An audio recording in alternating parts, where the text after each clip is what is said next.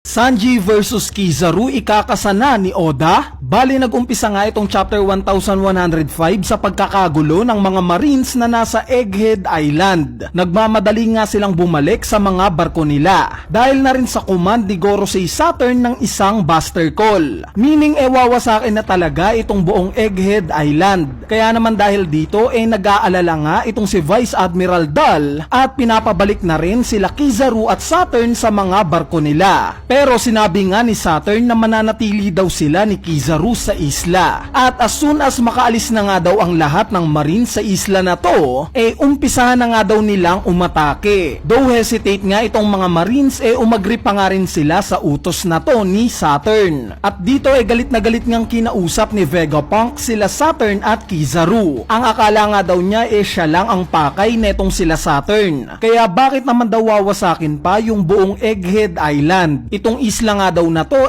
punong-puno ng mga scientific research na kapag sinira daw nila katumbas daw ng knowledge ng isang century. Kaya bakit pa daw sisirain itong isla na to? Hanggang sa nagmamakaawa na nga itong si Vegapunk na wag daw ituloy nila Kizaru at Saturn itong buster call. Ang sinabi nga lang ni Saturn maaaring may tinatago pa daw itong si Vegapunk sa isla na to na maaaring makasagabal daw sa world government. Kaya para makasigurado daw wawasakin na lang nila itong buong Egghead Island. At dito naalala nga ni Saturn yung mga nakatakas na staff ng Egghead Island bago pa sila makarating dito. Yung tinutukoy nga ni Saturn dito yung mga pinatakas ni Sentomaru sa chapter 1078. Sinabi nga ni Saturn na ipinag-utos na daw niya na patayin itong mga nakatakas na to. Nung marinig nga yun ni Vegapunk gulat na gulat siya. Sinabi nga niya na ni isa daw sa mga nakatakas na yon mga walang alam. Wala nga daw silang kasalanan at wala daw silang ginagawang mali. Kaya bakit daw sila papatayin pa? Ang sinabi nga lang ni Saturn consequence nga lang daw ito ng pag-aaral ni Vegapunk sa ancient history. Similar daw sa Ohara. Sa sumunod na panel naman ipinag-utos nga na bukod kila Saturn at Kizaru may iwan din daw itong mga pacifistas sa Egghead Island. Sa kabilang banda naman pinakita ngang pinaalis na ni Sanji itong mga kasamahan niya.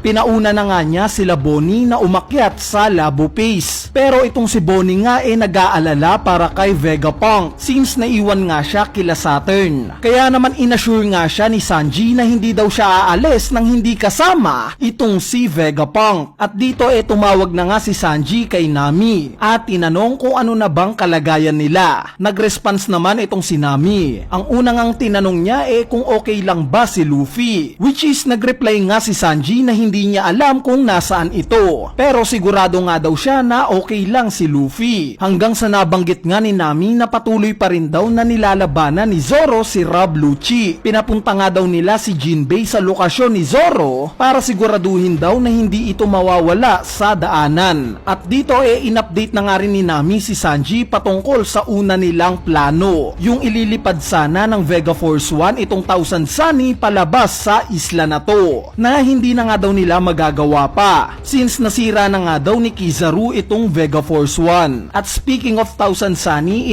pinakita nga na gumawa ng paraan itong sila Lilith at Brook para masunod pa rin itong plano nila. Pinatigas nga daw ni Brook itong mga cloud sa Labo Pace para mag-slide na lang itong Thousand Sunny papunta sa likod ng Labo Pace. So I guess ginamit ni Brook itong ice technique niya para maging posible ito. Bali habang nag-uusap nga itong sila Nami at Sanji ipinakita rin na kasama ni Nami itong sila Chopper, Robin at Usopp. Ipinakita nga na binigyan ng aid ni Chopper itong sila Robin at Edison. Nagpapahinga pa nga rin si Robin dahil sa ginawa sa kanya ng mga Seraphim. In-emphasize nga yan during chapter 1090. Anyway, sa sumunod na panel naman finally nga na naka-evacuate na ang lahat ng Marines sa Egghead Island. Kaya naman agad-agad nga na pinaumpisahan na itong unang atake sa isla na to. Umatake na nga rin pati na itong mga pacifistas. At dito nakita nga nating nanlulumo si Vegapunk sa nangyayari sa isla niya. Since matagal nga niya itong itinayo. Sa kabilang banda naman ito ngang mga pinauna ni Sanji sa Labo Pace na sila Atlas, Frankie at Bonnie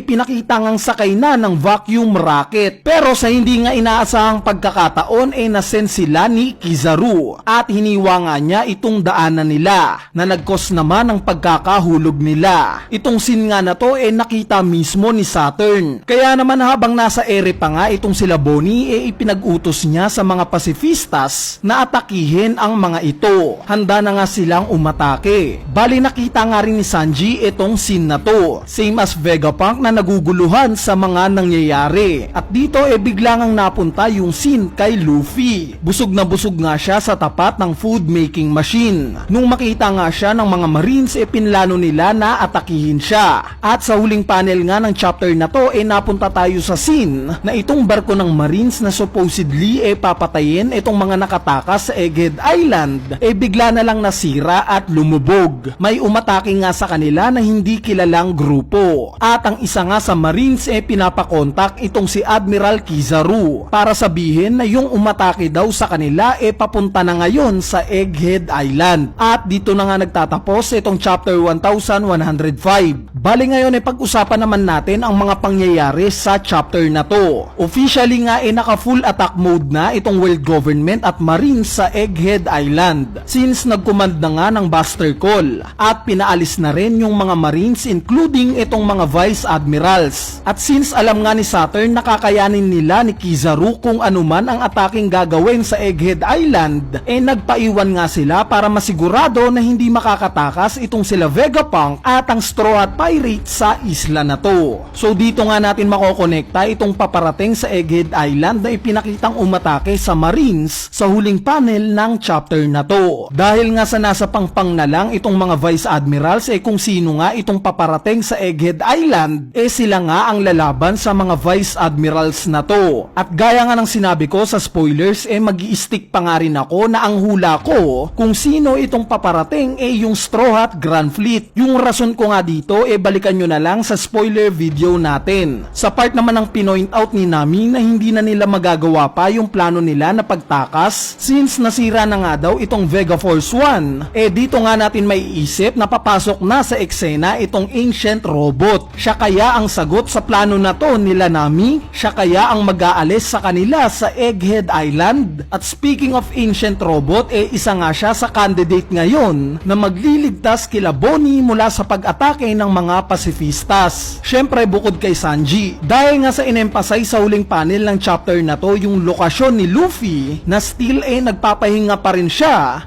sila Sanji at yung ancient robot na nga lang ang pwede nating maisip na magliligtas kila Bonnie ngayon. Sa part naman ni Admiral Kizaru nakita nga natin yung naging reaksyon niya nung nagmamakaawa sa kanya si Vegapunk. Kitang-kita nga sa expression niya yung parang awa o hiya sa ginagawa niya. Hindi nga niya magawang tignan ng harapan itong si Vegapunk mata sa mata. Kaya naman may part pa nga rin na pwede pa rin bumaliktad itong si Kizaru. At mas malaya nga niya itong magagawa kung sakali. Since ngayon nga currently wala nang ibang Marines pa sa Egghead Island. At kung sakali man at kalabanin niya itong si Saturn, wala nang makakaalam pa ng gagawin niya. Diba? Anyway, ayan na nga yung chapter review natin para sa latest chapter ng manga na chapter 1105. Yung mga hindi ko nga natalakay sa chapter na to as usual. Gagawa na lang natin yan ng separate video. Kaya stay tuned lang sa channel natin para sa mas maraming One Piece updates. At sa mga hindi pa nga nakakapag-subscribe mag-subscribe na nga